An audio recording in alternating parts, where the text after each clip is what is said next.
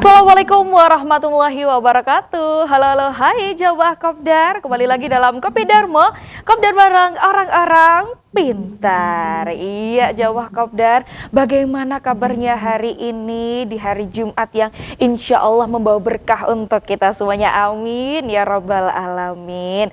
Tentunya kita kembali dengan Kopi Darmo yang menghadirkan tema-tema menarik ya. Di sore ini kita akan membahas seputar Milad 54 tahun Al-Falah Bandung menebar pesona Al-Quran. Oke, di sini sudah kita hadirkan ya, yaitu Kang Rifat Abi Syahid MPDI selaku pengasuh Ponpes Al-Quran Al-Falah Cicalengka. Boleh kita sapa dulu mungkin ya. Assalamualaikum Kang Rifat.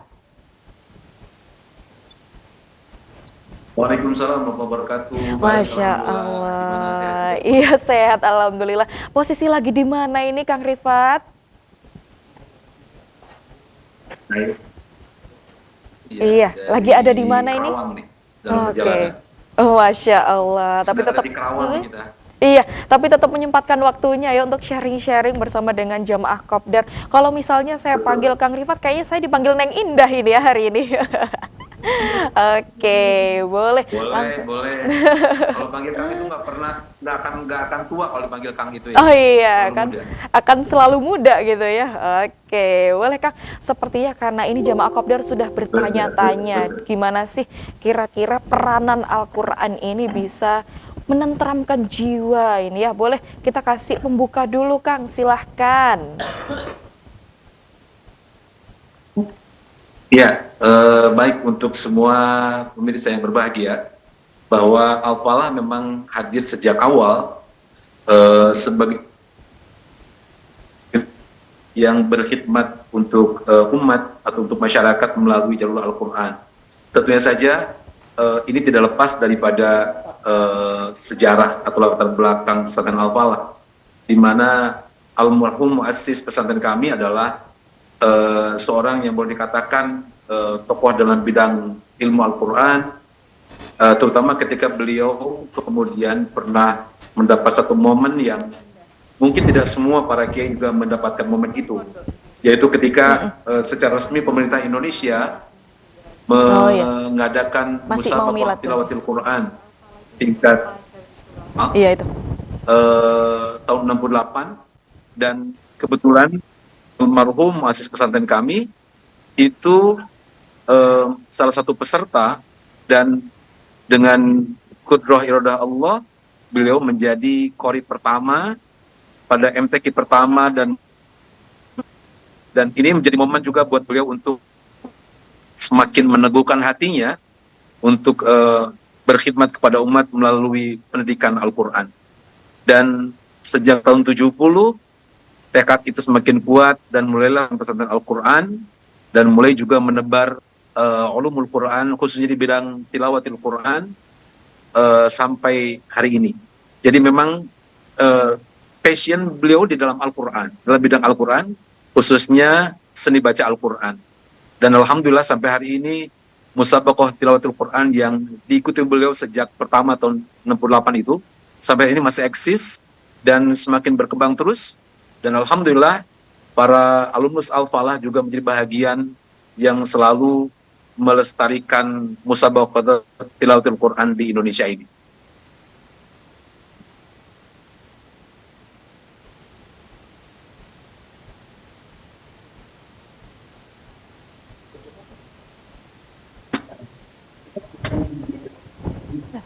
Iya. Untuk Kang Rifat, boleh? Mungkin audionya masih bermasalah atau termute.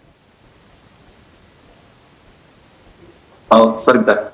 Iya, boleh. Di sini tidak ya, sebentar. Di sini nggak termute ya. Iya, boleh. Silakan. Sudah terdengar lagi? Iya, silakan dilanjutkan lagi Kang Rifat. Iya, jadi sekali lagi, memang karena passion awal muassis pesantren Al-Falah atau orang tua kami itu di bidang Al-Quran, dan kebetulan juga beliau beristrikan anak daripada kiai besar dan di bidang Al-Quran di daerah Garut sana, di Kabupaten Garut, yang bernama Kiai Haji Ma'mun Bakri. Itu juga terkenal sebagai tokoh di bidang Al-Quran dan qiraat sab'ah. Jadi memang match betul perjodohan beliau antara seorang qori dan seorang anak yang orang tuanya berkhidmat kepada Al-Quran. Dan alhamdulillah sampai hari ini Al-Falah selalu mencoba untuk memposisikan diri sebagai pesantren yang berkhidmat di bidang Al-Quran, dan khidmat itu dilakukan melalui pendidikan pesantren yang sekarang alhamdulillah semakin berkembang. Masya Kalau Allah. dulu pesantrennya hanya pesantren salafiyah saja, alhamdulillah Al-Falah sudah memiliki berbagai unit pendidikan dari mulai anak-anak dengan pendidikan tinggi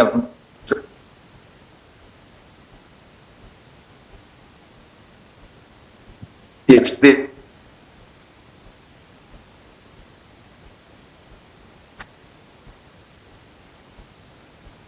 Oke, baik Kang Rifat, sudah dapat kita dengarkan ya, tadi ada sedikit pembuka dari Kang Rifat terkait dengan Pondok Pesantren Al-Quran Al-Falah Cicalengka. Oke jemaah Kopdar, masih penasaran ya bagaimana terkait dengan milad 54 tahun Al-Falah Bandung? Oke jemaah Kopdar, tadi kita sudah mendengarkan sedikit ya, udah di-spill sedikit tipis-tipis ya sama Kang Rifat terkait dengan Ponpes Al-Quran Al-Falah Cicalengka. Ini kita akan lebih kenalan lebih jauh ya, kita akan urak-urak lagi, kita akan babat habis bagaimana sih Pondok Pesantren Al-Quran Al-Falah Cicalengka ini. Boleh Kang Rifat, kalau misalnya kita penasaran kira-kira seperti apa sih Ponpes Al-Quran Al-Falah ini dan siapa saja yang bisa menjadi santri di sini?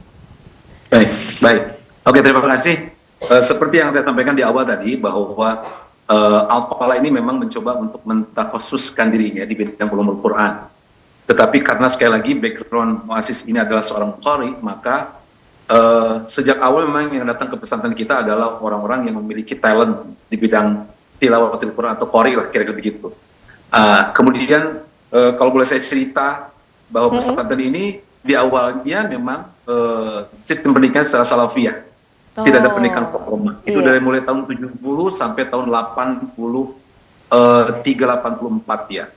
Kemudian setelah mulai perenungan dan lain sebagainya, akhirnya almarhum ayah kami, saya manggilnya ayah gitu ya, almarhum ayah kami, kemudian mencoba untuk berijtihad bagaimana mengembangkan pesantren ini dengan membuka jalur formal. Tetapi malah anehnya gitu ya, kalau rata-rata pesantren itu biasa membuka jalur formal itu dari jalur yang paling rendah biasanya. Dari TPA misalkan gitu ya, atau dari SD, dari MTS. Betul. Tetapi yang anehnya pesantren Al-Falah ini untuk jalur formalnya justru dia membuka dari perguruan tinggi dulu gitu. Nah, ini sempat jadi pertanyaan kita sama almarhum ayah ya. Tetapi dari itu kita dapat banyak pelajaran. Bisa saja ketika saya tanyakan kenapa dibuka itu adalah perguruan tinggi, kenapa tidak Madrasah Tsanawiyah, SMP dulu, atau Aliyah, SMA dulu gitu. Ternyata beliau orang yang sangat toleransi kepada masyarakat sekitar dan mencoba untuk bagaimana kehadiran Al-Falah ini tidak menjadi semacam masalah gitu ya. Walaupun sebenarnya pesantren tidak akan jadi masalah. Hanya mungkin ketika melihat 200 meter ke sebelah kanan ada sekolah SMP dan dulu PGA namanya. Kemudian ke sebelah barat juga kurang lebih 300 meter ada lembaga yang sama. Sementara posisi pesantren masih menjadi satu dengan masyarakat, artinya tidak terlokalisir gitu ya. Maka disitulah kemudian ayah berpendapat bahwa kalau kita mendirikan lembaga yang sama, itu seolah seperti berkonfrontasi ya dalam tanda petik untuk siswa-siswa begitu, untuk siswa sekolah itu. Akhirnya karena di Cicalengka waktu itu belum ada perguruan tinggi, maka dibukalah perguruan tinggi dengan sangat-sangat sederhana. Nah, kemudian pada tahun 86 tidak salah, 86 ketika Al-Falah sudah melokalisir tempatnya dengan membuat benteng di sepanjang lokasi pesantren, maka disitulah almarhum ayah berani kemudian membuka sekolah menengah pertama dan sekolah menengah atas dengan alasan bahwa yang sekolah di tempat kami adalah orang yang mondok di pesantren. Dari situlah kemudian kita tidak terlalu berkonfrontasi dengan masyarakat, artinya sangat smooth bagaimana kita berinteraksi dengan masyarakat, salah satunya termasuk ketika membuka lembaga pendidikan. Nah dari tahun 86 inilah kemudian sekolah Madrasah Tsanawiyah, Aliyah berkembang dari yang dulu tahun 70 ketika mendirikan pesantren ini santrinya hanya 3 orang saja. Tetapi sampai hari ini setelah muncul perguruan tinggi, madrasah tsanawiyah, madrasah aliyah, SMK, kemudian juga ada SD, ada TK, alhamdulillah jumlah santri pesantren di Al-Falah sekarang sudah mendekati 3.000 orang. Masya Dari yang Allah, dulunya alhamdulillah. 3 orang saja, gitu ya. Ini tentu saja berkah yang Luar biasa ya. Betul. Bagaimana almarhum muassis pesantren itu betul-betul punya dedikasi yang kuat ya, punya tekad yang kuat, kemudian juga dukungan dari semua stakeholder, dari para alumni, dari para guru-guru, daripada asatidz dan ustadzat, termasuk juga dukungan dari pemerintah setempat ya. Tentunya ini membuat bagaimana Al-Falah bisa secara luasan mengembangkan dirinya untuk lebih luas lagi bermanfaat bagi masyarakat. Begitu. Oke, iya Kang Rifat. Kalau tadi saya tidak salah dengar ya, sudah ada dari TK, SD, bahkan sampai perguruan tinggi ya Betul. di Al-Falah Insya ini. Allah akhir tahun ini mohon doanya kita akan bawa juga untuk S2-nya ya. Masya Untuk Allah, masternya kita akan insya Allah akhir alhamdulillah. tahun. Iya, masih ada gebrakan barunya ini ya. Tadi menarik sekali ada TK dan SD. Kalau misalnya berbicara tentang pondok pesantren, pastinya itu biasanya kan harus tinggal atau menginap di asrama. Tapi kalau misalnya untuk TK dan SD, apakah tetap diwajibkan untuk harus tinggal di asrama atau seperti apa ini sistemnya untuk yang TK dan SD? Kita punya sistem sendiri ya. Untuk TK dan SD sampai usia kelas 3 SD, kita tidak sarankan, bahkan kita memang menolak untuk ada di pondok pesantren. Karena usia TK dan usia SD ini adalah usia yang menurut pandangan kita, usia yang harus ada dalam lingkungan keluarga yang dekat gitu ya.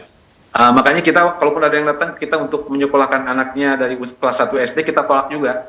Biasanya kelas 3 kita boleh, karena kelas 3 itu boleh dikatakan usia yang bahasa fikihnya mumayyiz ya, sudah bisa membedakan mana baik, mana buruk, mana yang manfaat, mana yang madarat itu. Ini mana yang kotor, mana yang bersih, itu sudah bisa membedakan itu usia kelas 3 SD. Makanya di bawah itu sampai TK kita memang tidak menerima untuk ada dalam pondok. Termasuk juga yang perkuliahannya. Untuk yang perkuliahan ini memang kita juga membuka diri untuk mereka yang tidak mondok di pesantren, tapi dengan syarat mereka itu harus berangkat atau mondok di pesantren sekitar, gitu ya. Yang kedua, mereka harus berangkat atau memang bertempat tinggal di sekitar pesantren. Kita tidak membuka para mahasiswa untuk kos di sekitar pesantren, karena bagi pandangan kita belum punya kemampuan untuk bisa menghandle mereka dari sisi pergaulan. Kalau mereka mungkin ada di pos yang jauh daripada pandangan orang tua, pemantauan orang tua dan pesantren. Jadi untuk kuliah pun kita boleh di luar pesantren, tapi dengan syarat tadi itu, dari pesantren sekitar Al-Falah atau juga dari rumah yang ada di sekitar pesantren. Oh, seperti itu ya. Tadi saya sudah lumayan khawatir, wah kalau misalnya dari TK dan SD diharuskan atau diwajibkan harus tinggal di asrama, itu pasti akan membuat khawatir orang tua ini ya. Tapi ternyata untuk dari TK sampai walaupun Mbak, walaupun memang ada juga orang tua yang memang anaknya sudah mau mondok usia dini, katakanlah tahap 1 gitu ya. Orang tuanya sudah merelakan, tetapi kita selalu memberikan pandangan kepada mereka bahwa sampai usia mumayyiz itu memang anak itu harus ada di lingkungan keluarga terdekatnya, dekat ayahnya, dekat ibunya. Kita khawatir orang ada yang mengatakan mereka kurang bahagia masa kecilnya, kira-kira begitu ya. Itu yang memang ketika usia-usia yang harusnya dekat dari dekapan orang tua, ibu dan ayahnya, mereka harus lepas.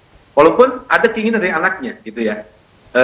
Ini saya pikir secara natural saja bagaimana pandangan itu kita sampaikan kepada para wali santri gitu. Nah, berarti itu termasuk dari kebijakan Al-Falah juga ya, kalau misalnya dari TK sampai SD kelas 3 memang dianjurkan untuk tetap tinggal bersama orang tuanya terlebih dahulu, tapi nanti kalau memang di kelas 3 sudah mencukupi untuk melakukan standar tadi ya, sudah mulai bisa membedakan mana yang salah dan mana yang betul, nanti bisa di situ ya. Tapi kalau misalnya Ponpes Al-Falah ini memang khusus untuk belajar menjadi hafiz Al-Quran, belajar untuk dinamika cara pembacaan tartilnya, atau memang ada program-program lain dari Al-Falah ini, Kang Rifat? Iya, Al-Falah tadinya hadir memang untuk itu, dan Al-Falah diminati karena itu gitu ya. itu mungkin sekitar 30 tahun yang lalu ya, Oh. seperti itu kondisinya. Sehingga ada joke kadang-kadang di sekitar di kalangan kita. Jadi orang yang masuk pesantren Al-Falah itu kalau suaranya nggak bagus itu malu gitu. Jadi harus bagus suaranya gitu. Nah, tapi kalau sekarang ini nampaknya yang masuk ke Al-Falah ini kalau suaranya jelek itu nggak tahu malu gitu. Joke-nya begitu, joke-nya begitu. Iya. Tetapi memang semenjak almarhum ayah ini kemudian juga membuka opsi lembaga, kemudian melihat bagaimana bahwa tidak semua anak-anak yang menuju Al-Falah ini memiliki talenta di bidang tilawatil Quran Betul. untuk menjadi qari. Makanya kemudian kita membuka opsi-opsi lain ya. Dan memang betul dari 3.000 santri itu kalau kita presentasikan ya, mungkin yang memiliki kemampuan suara baik itu 10% saja dari jumlah Masya Allah. santri. Sisanya itu memang mereka yang masuk ke Al-Falah karena tradisi keilmuan, banyak yang merasa bahwa tuntunan akhlak, tuntunan ibadah dari almarhum ayah itu Iya. sangat mereka bisa terima ya. Oke. Dan itu yang menjadi ketertarikan ya. Oke, Walaupun Kang sekali Rifat. lagi ya.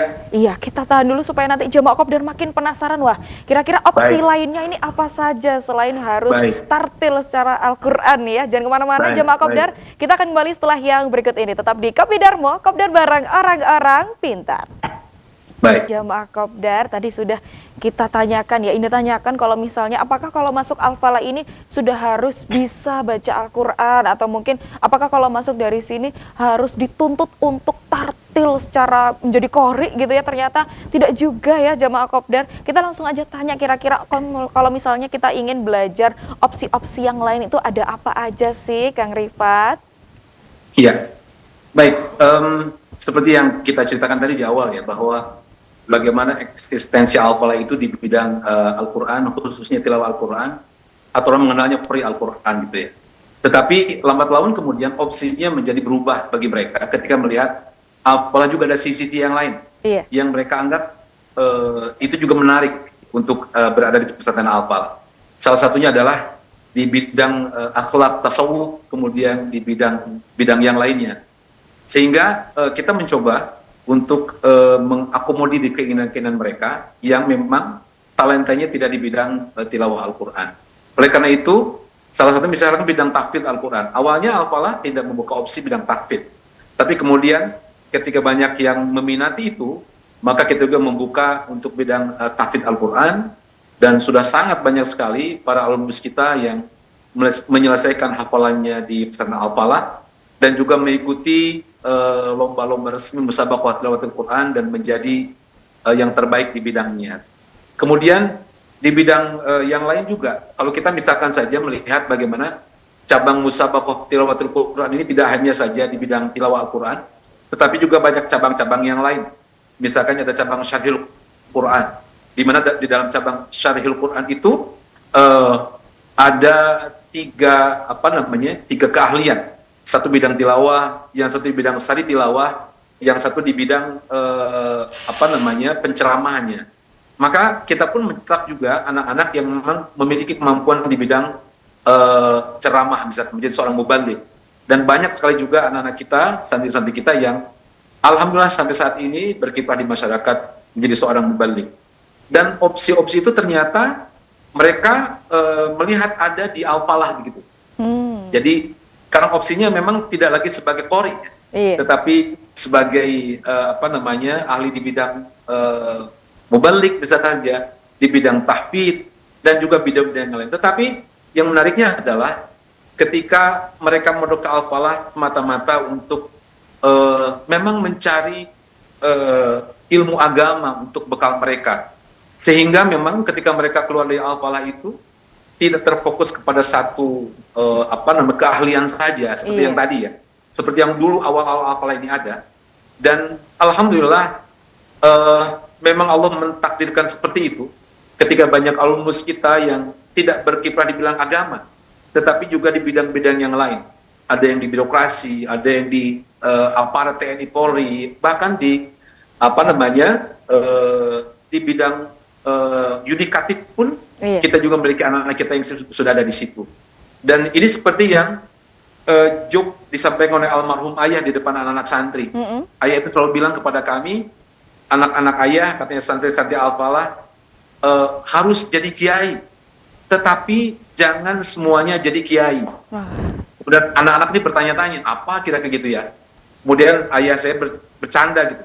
Kalau semua jadi kiai, nanti saya banyak saingan, katanya gitu. Tetapi kemudian di situ beliau mengatakan bahwa kalian tidak harus menjadi kiai yang memiliki pondok. Tetapi dimanapun kalian berada, jadilah kiai dalam profesi kalian. Katakanlah kalau kalian menjadi seorang pedagang yang sukses, jadilah kalian sebagai kiai di kalangan para pedagang. Kalau kalian menjadi seorang aparat pemerintahan, jadilah kiai di kalangan aparat pemerintahan. Sekalipun kalian menjadi polisi, menjadi tentara, maka di institusi itu, maka kalian harus menjadi kiai di kalangan mereka. Itu makna yang ayah katakan, semua harus jadi kiai, tapi jangan jadi kiai gitu. Dalam bidang-bidangnya, mereka harus menjadi penerang di lingkungan sekitarnya, penuntun agama di lingkungan sekitarnya. Kira-kira begitu ya. Luar biasa sekali ya. Tadi bisa menjadi pelajaran untuk kita kalau misalnya kita harus menjadi kiai dalam bidang masing-masing. Kita harus menjadi pencerah dalam kegelapan. Oke, berbicara soal Ponpes Al-Falah ini yang alhamdulillah sudah mencapai umur 54 tahun. Pastinya bukan tahun yang mudah ya untuk Ponpes Al-Falah. Ini kira-kira apa yang sudah dipersiapkan untuk milad 54 tahun? Atau mungkin ada inovasi-inovasi yang ingin diberikan kepada jamaah Kopdar? Silakan Kang Rifat. Baik, Al-Falah dari tipe pesantren yang sederhana, yang hanya semata-mata di bidang agama begitu ya. Tapi kemudian bertransformasi menjadi pesantren yang juga harus melihat tantangan zaman ke depan. Pahit getir perjalanan Al-Falah ini, saya terus menjadi saksinya ya. Bagaimana Al-Falah ini orang mengatakan up and down-nya gitu ya. Mengalami siklus ketika turun sangat drastis, tapi ketika naik juga alhamdulillah. Tetapi boleh dikatakan 10 tahun terakhir ini kita memiliki mendapati suasana yang sustainable. Dan mudah-mudahan ke depan tidak turun tetapi semakin kemudian berinovasi, bertransformasi lebih baik lagi. Dan kita harapkan apa yang kita lakukan ke depan ini semakin banyak memberikan manfaat kepada masyarakat. Nah, kalau dulu Al-Falah kemudian hadir di tengah masyarakat di bidang agama, maka kemudian sekarang kita juga bagaimana berinovasi dengan generasi yang kita punya. Kalau sekarang itu mungkin sudah masuk generasi ketiga ya. Kami ini mungkin generasi pertama, generasi kedua ya. Masya Allah. Generasi pertamanya almarhum ayah, kemudian kita generasi kedua. Kita sudah memiliki generasi ketiga yang juga punya kompetensi yang insya Allah juga bisa mengembangkan pesantren, tidak dari satu perspektif saja, dari berbagai perspektif. Misalkan saja, bagaimana para generasi ketiga ini tidak hanya berkhidmat hanya di bidang keilmuan agama saja, tetapi juga ada generasi yang mungkin mereka punya kompetensi di bidang birokrasi, misalkan saja, mereka menjadi bisnismen, mereka menjadi seorang pelayan kesehatan, jadi dokter, dan itu kita sudah punya semuanya. Dan bagaimana kita dengan generasi yang ada ini, kita mencoba untuk meramu sistem di Al-Falah ini dengan berbagai perspektif itu tadi, dan Al-Falah kemudian hadir di tengah masyarakat dari berbagai perspektif juga, sehingga bisa mengakomodir semua keinginan masyarakat, ya, dan bisa menerjemahkan lebih jauh cita-cita dari almarhum ayah. Bagaimana Al-Falah ini harus lebih manfaat lagi ke depan untuk masyarakat sekitar. Dan alhamdulillah, seperti yang saya sampaikan di awal, secara lembaga pendidikan kita berkembang, perguruan tingginya kita mudah-mudahan tahun ini kita buka magisternya. Mudah-mudahan tahun depan kita sudah mulai menjadi institut di dalam sekolah tinggi. Kemudian bagaimana Al-Falah juga hadir dari sisi kemandirian ekonominya. Dan ada yang menarik di Al-Falah sebenarnya. Iya. Gimana Kang Rifat? Perkembangan, ya. Iya, bagaimana? Apa yang menarik ini? Sudah kita tunggu-tunggu. Ya, yang menariknya adalah bagaimana Al-Falah juga secara teknologi kita bagaimana secara teknologi Al-Falah juga hadir di tengah-tengah masyarakat, menangkap apa yang menjadi anjuran dari pemerintah, misalkan saja. Contoh kecilnya misalkan saja. Sebenarnya bukan contoh kecil ya, tetapi bisa contoh besar buat yang lain. ketika banyak masalah di pesantren misalkan, jadi sisi ekonomi itu tidak termaksimalisasi, maka Al-Falah bagaimana memaksimalkan semua potensi ekonomi pesantren ini untuk kebaikan pesantren. Salah satunya adalah Al-Falah, mungkin saya belum mendengar kabar tempat yang lain, ada pesantren yang secara kalau bermuamalah ya, transaksi di dalam pesantren itu sudah cashless. Kita sudah 3 tahun ini tidak bertransaksi menggunakan uang Masya Allah. apa namanya, Uang tetapi tunai kita ya? memakai uang tunai. Kita pakai cashless, kita pakai kartu, dan itu banyak sekali manfaatnya. Kita mendengar prihatin kemarin beberapa bulan yang lalu, ketika hanya gara-gara hilang uang Rp15.000, maka nyawanya tergadaikan karena oleh teman-temannya. Alhamdulillah di Al-Falah ini sudah nihil kehilangan uang ya. Masya Allah, Karena mereka alhamdulillah. sudah tidak menyimpan uang cash di sakunya.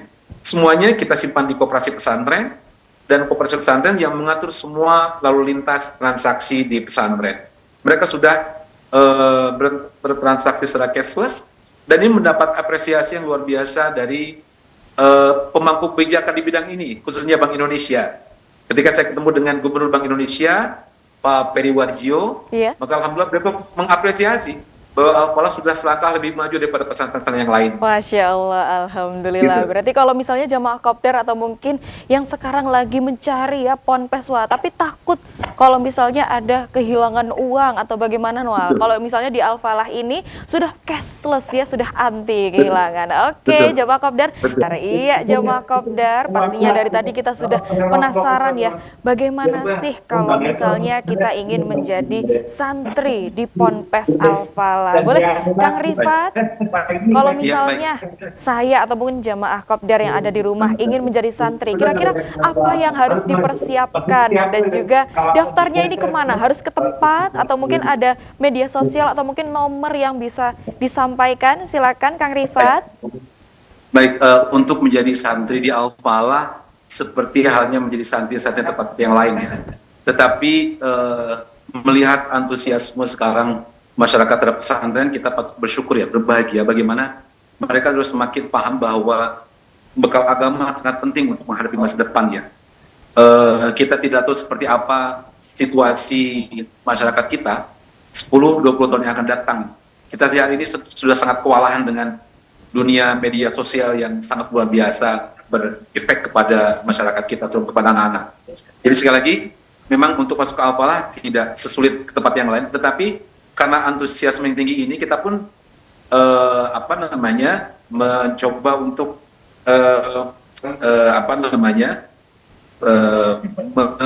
tidak dapat menerima seluruh yang masuk pesantren ya. Kita ada testing juga, ada sebagainya. Kita biasanya mulai dari bulan September kita mulai.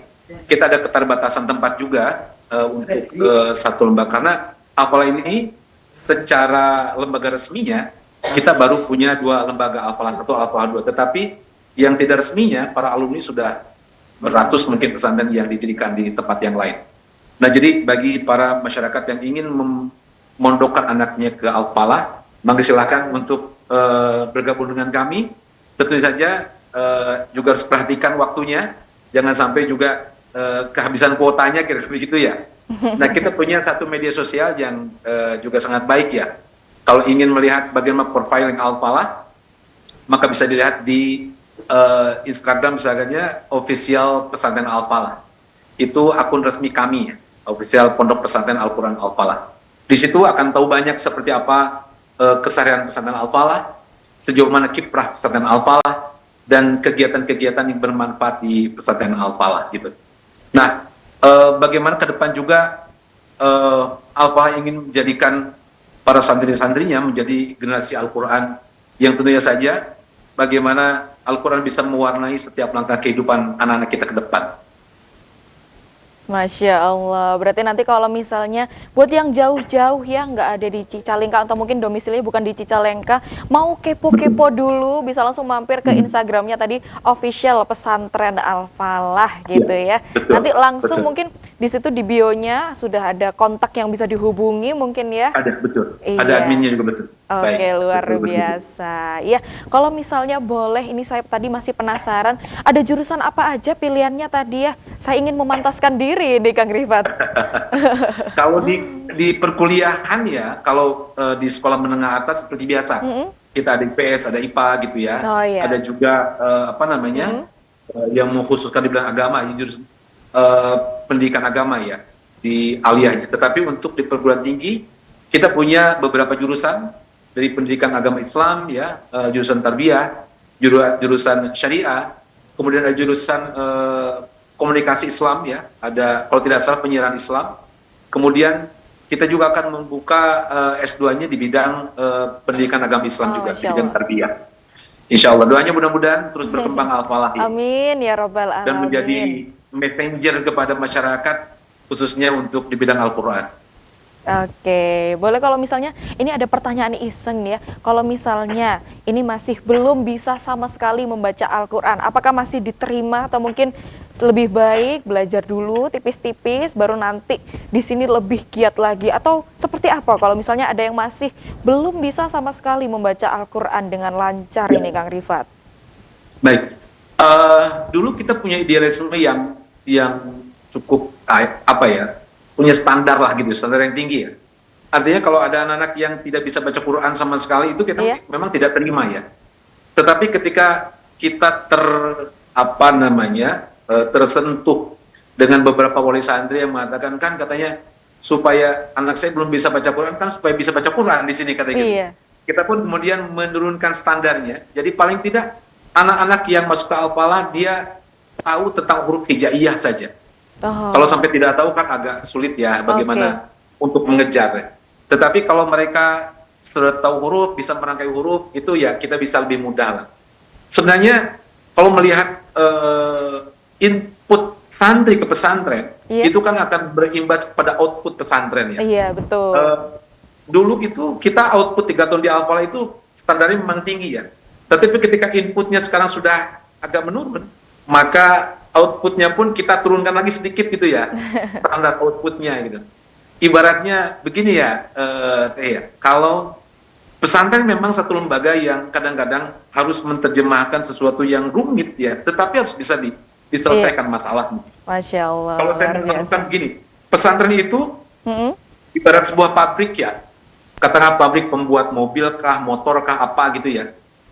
Ini kan kalau ingin menjadi mobil yang baik, maka inputnya pun harus baik gitu. Bahannya harus baik, bajanya baik gitu ya. Tapi kalau pesantren ini, tuntutan masyarakatnya, outputnya harus baik gitu ya. Seorang kiai, seorang ustadz, seorang penuntun agama, tapi inputnya kadang-kadang kacau gitu. Iya, Ibaratnya betul. besi rongsok, tapi terus jadi mobil Mercy gitu. Tapi kalau kata orang Iya. Jawa, dilalahnya, Mm-mm. dia itu punya 1000 jurus untuk membuat itu.